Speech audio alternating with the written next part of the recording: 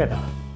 Ben, faltanos a parte final. Vamos a ver, xa escollemos o proxecto, xa fixamos hipóteses, xa sabemos, xa fixamos un montón de experiencias para saber se podemos presentalo. Ahora faltanos saber como raio presentamos isto. Sabedes que este ano debemos mandar as presentacións en vídeo. E isto pode botar para atrás a moitas persoas. Ostras, vídeo, como facemos? De ninguna maneira debes preocuparvos con isto. Todas temos unha cultura audiovisual vastísima. Todas vimos montes de series, de películas, de youtubers, de tiktokers, fixamos selfies cando nos daba gana, sabemos como colocarnos, sabemos onde colocar as cámaras, sabemos como estar visibles e presentables. Ben, e esta é unha das cousas importantes, chamase audiovisual.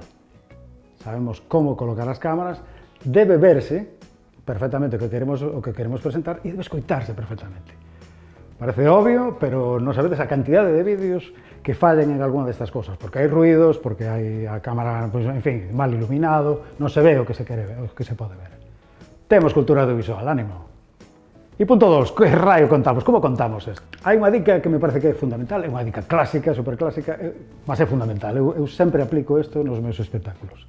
En algún momento, tendes que imaginar que estades contando o que estades contando para un público que non ten a menor idea do que estades falando. A menor idea.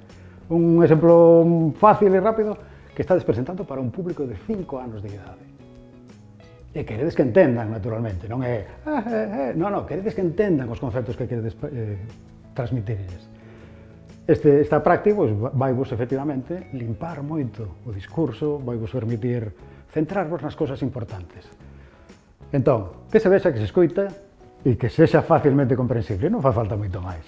Despois xa verán as florituras se fixesen falta, mas isto básico ten que estar aí.